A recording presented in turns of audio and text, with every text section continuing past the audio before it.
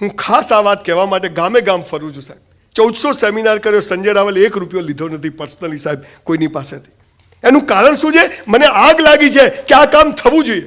એક મારી અભણ માં મેનાબેન, મારા બાપુજી 100 શર્ટ સીવે ને તો સાહેબ 100 શર્ટના ગાજ બટન કરી એની આંખમાં, એની આંગળીઓમાંથી લોહી નીકળી જાય. પણ જ્યારે અમે સ્કૂલ જઈએ ને તો એ તરત ગરમ રોટલી ખવડાવે. કોઈ કરીને મૂકેલી ના હોય, ઓવનમાંથી કાઢીને ખાઈ લેજે. નહીં, 2 કેરી હોય પણ 2 કેરીનો રસ ઘોળી અને જાતે કાઢીને કે બેટા તારો રસ છે, તું ખાઈ લે બેનનો પછી.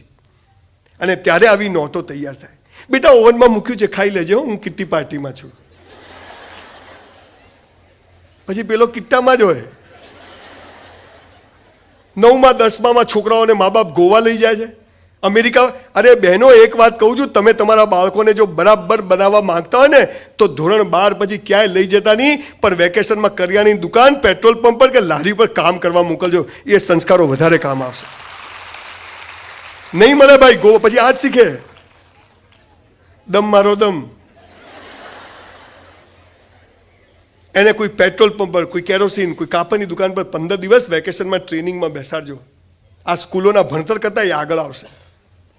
હવે સૌથી મહત્વની વાત જે હું તમારાથી અપેક્ષા રાખું છું, હું રણમાં ખેતી કરતો નથી, ફળદ્રુપ જમીનમાં કરું છું. અને સુરત એ સૌથી ફળદ્રુપ જમીન છે કે સુરતે હંમેશા જેમાં 10 બહેનોએ ચીલો પાડ્યો એમ ગુજરાતમાં જેટલા ચીલા પડ્યા એની શરૂઆત ગુજરાતમાં સુરતથી થઈ છે. અને એનું તમે આખા ગુજરાતમાંથી તમે લોકો અહીંયા આવ્યા છો. પાયાની થોડી વાતો મારે કરવી છે. પહેલું, ઈશ્વર એક છે. તમે કોઈ દેવી દેવતામાં માનતા હોય, સ્વામિનારાયણમાં માનતા હોય, શંકર, મહાદેવ, અલ્લાહ, જીસસ જેવા, પણ ઈશ્વર એક છે. નિર્ગુણ નિરાકાર, જેનો કોઈ રંગ રૂપ આકાર નથી, એવો ઈશ્વર છે. જેને જે રસ્તે જવું હોય જાય. 10 માળની ટાંકી બધી નરેન્દ્રભાઈ, સોનિયા ગાંધી, કેજરીવાલ ખાલી કૂદકો મારે તો નીચે જ પડે ને. નરેન્દ્રભાઈ ધીમે ધીમે પડે એમ, અને સોનિયા ગાંધી ઉપર જાય અને કેજરીવાલ લટકી જાય. ભગવાન બધા માટે સરખો છે. તમે બધા ઓક્સિજન લો છો કે ચાલે અઠવાડિયું? કોઈ વાર સુસાઇડ કરવાની ઈચ્છા થાય ને 2 મિનિટ આમ કરજો, જીવવું છે. અચ્છા, એવું હોય પાટીદારોનો પીળા કલરનો, મુસલમાનોનો લીલા કલરનો, આપણો નથી, આ લો. ઓક્સિજન દેખાતો નથી પણ છે, આ ભગવાન. મોબાઈલના તરંગો દેખાતા નથી પણ છે, આ ભગવાન. તમે સારું કામ કરો ત્યાં ભગવાન હોય છે એવું નહીં, તમે ખરાબ કામ કરો ત્યાં પણ એ હાજર હોય છે. આ બાળકોને શીખવાડજો. આ તો સ્કૂલમાં જાય, પહેલા જ દિવસે સભાખંડમાં બેસાડે, 200-300 છોકરા બેસે ને પછી સ્ટેજ પર એક બહેન આવે, આંખો બંધ, પ્રાર્થના અલ્લાહ ખુલ્લી રાખીને ના થાય. આંખો બંધ કરો, ના દેખવાનું દેખાય.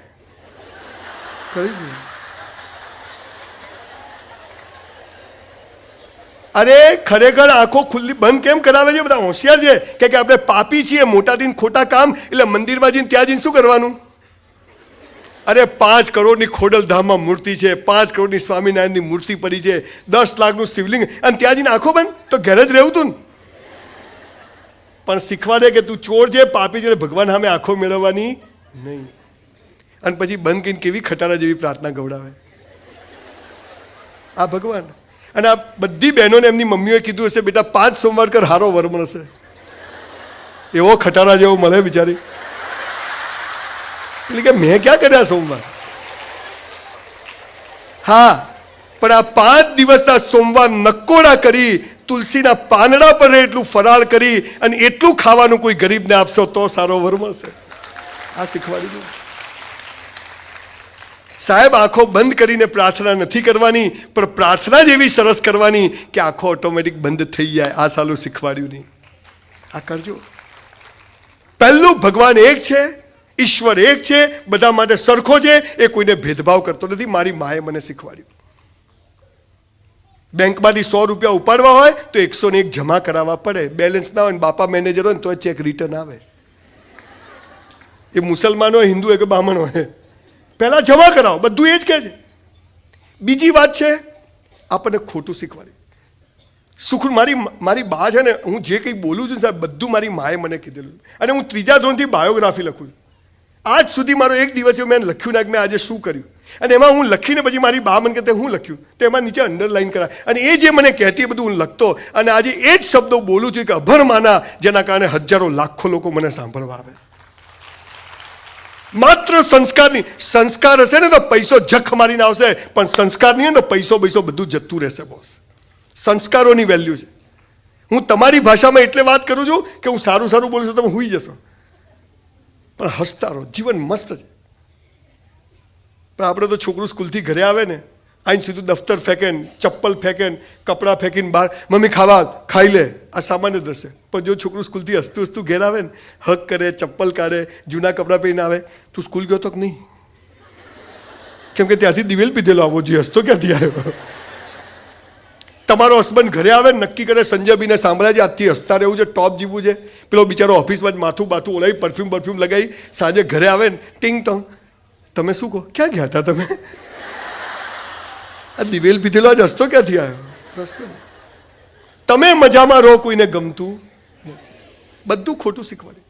સુખનું વિરોધી શું? દિવસનું વિરોધી શું? જન્મનું વિરોધી શું? સૂર્ય કઈ બાજુ ઉગે? કઈ બાજુ હાથમે? ડફોળ બનાવે.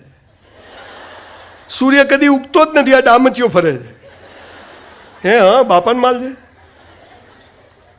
પાછા મા બાપ છોકરાઓને કેવું કે તમને ખબર છે સૂર્ય અહીં છે, પૃથ્વી અહીં છે, પૃથ્વી પોતાની ધરી ઉપર ફરે એટલે દિવસ રાત થાય, અને સૂર્યની આજુબાજુ 365 દિવસમાં ફરે એટલે ઋતુઓ બદલાય. મારા બેટા કે આ ફરે છે.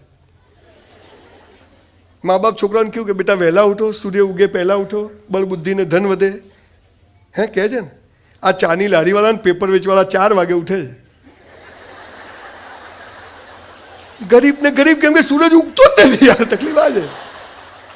હા, વહેલા ઉઠો, 4 થી 7માં તમે વાંચો, કંઈ કામ કરો ને કે મગજ શાંત હોય, જ્ઞાન તંતુ શુદ્ધ હોય, ઓક્સિજન ચોખ્ખો હોય, એટલે યાદ રહી જાય. બીજું કશું નથી સાહેબ. સુખ પૂરું થાય ને, મારી બા કહે છે દુઃખ શરૂ થાય, અને દુઃખમાં પણ ભગવાનનું નામ લઈને હસતા રહો ને, સુખ તમારો હાથ પકડી લે બોસ, પકડી લે.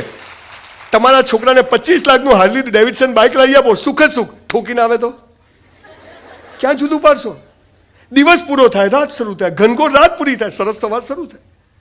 અમીરી પૂરી થાય, ગરીબી શરૂ થાય, ગરીબી પૂરી થાય, અમીરી શરૂ થાય. તમારો જન્મ થાય, મૃત્યુ નિશ્ચિત. તમારો મૃત્યુ થાય, તમારો જન્મ નિશ્ચિત. આપણે કે આ જોઈએ, આ નહીં જોઈતું, સુખ જોઈએ, દુઃખ નહીં જોઈતું, જન્મ જોઈએ, મૃત્યુ નહીં જોઈતું. બાપાને માલ છે, બાય 1 get 1 ફ્રી છે. ઘડિયાળનું લોલક આમ 2 બાજુ જાય, અડધે જઈને પાછું આવે. આ બાદ જવું જ નહીં. એક ભાઈનો ફોન આવ્યો સવાર 6:30, મને કે બાબો આવ્યો. મેં તું જલસા? મને કે હરી ઈચ્છા. હવે આમાં ક્યાં હરી ઈચ્છા? રાત્રે 2 વાગે ફોન આવ્યો, સંજયભાઈ મારા બાપા ગયા. મેં તું હરી ઈચ્છા? ભગવાન આવું કેમ કરે છે? હું તારા બાપા પાછા જોઈએ છે?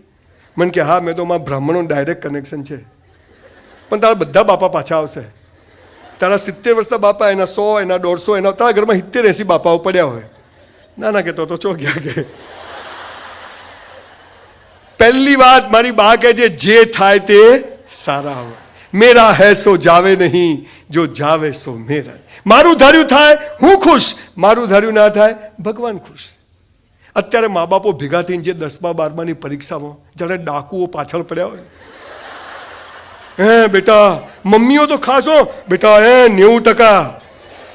બેન તારા વરના ભેગા કરે ને તો 80 નહીં થાય. તું જપી જાય ને શું કરવા? 90% પથારી પકડી ના જાય.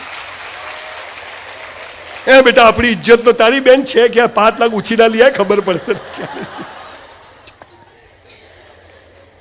તમારા લાલિયા કોમર્સ રાખ્યું, અમારા લાલિયા સાયન્સ રાખ્યું.